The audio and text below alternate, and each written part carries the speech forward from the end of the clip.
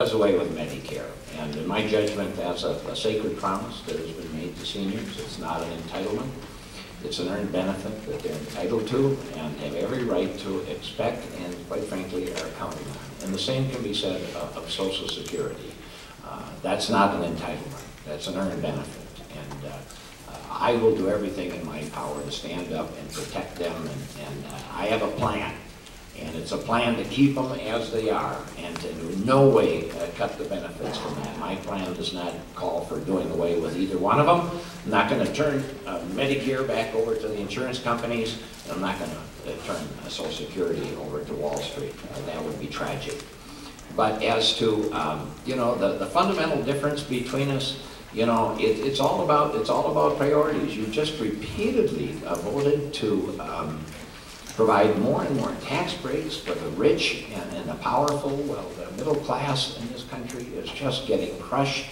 You've repeatedly voted to spend more money on military adventures abroad and nation building abroad, while cutting funding for domestic development here, for our roads, for our bridges, our schools, our hospitals, Pell grants for kids to go to college, cutting funding for education. And I just think and firmly believe that we need a new set of priorities where we place America first and stop this nation building abroad where it's not wanted and it's not welcome and it's not doing us any good in this country. So that's the difference, and I think it's dramatic and I think it's substantial. I think we offer the voters here in the 8th District a pretty doggone clear choice. And I look forward to continuing this debate with you in the other forums that we have planned.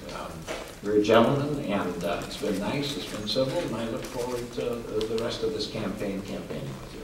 Thank you.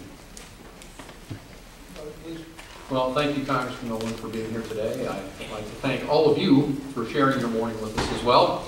It's been a privilege and an honor to represent the people of the 8th District.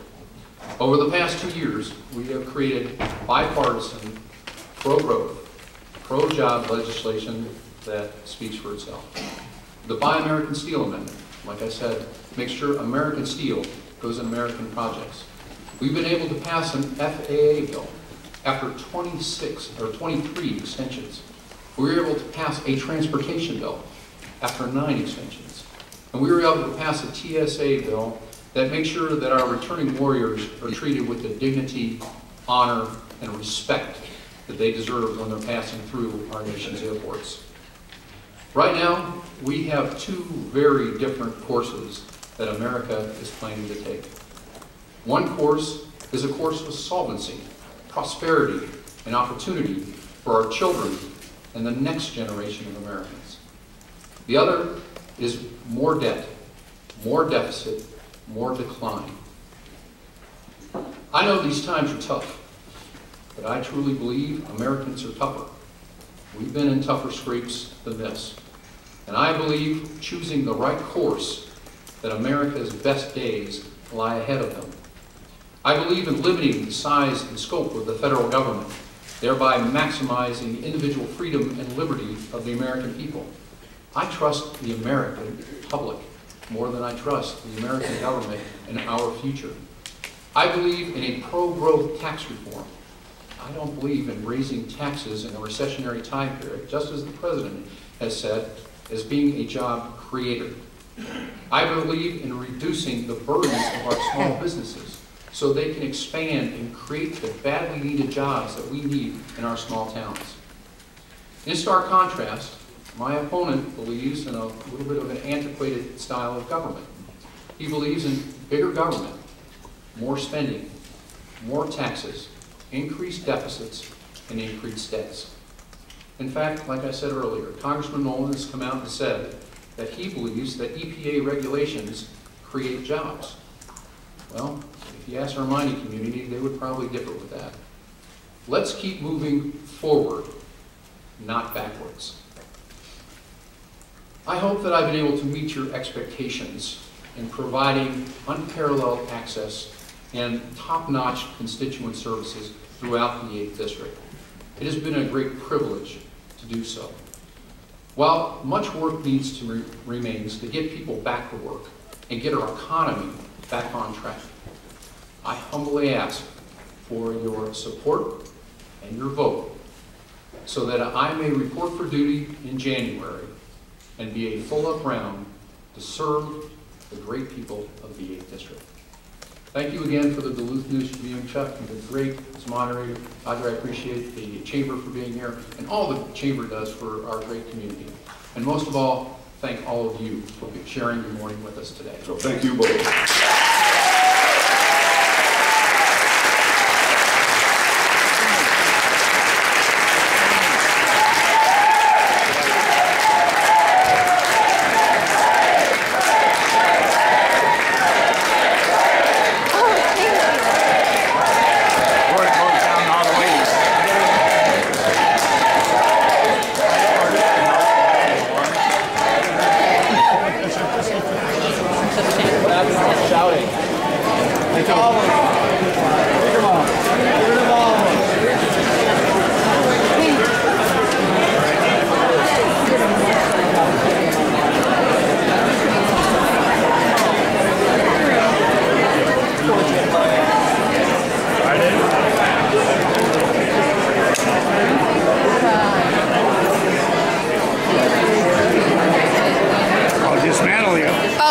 No, just go right on ahead of behind me. Thank you.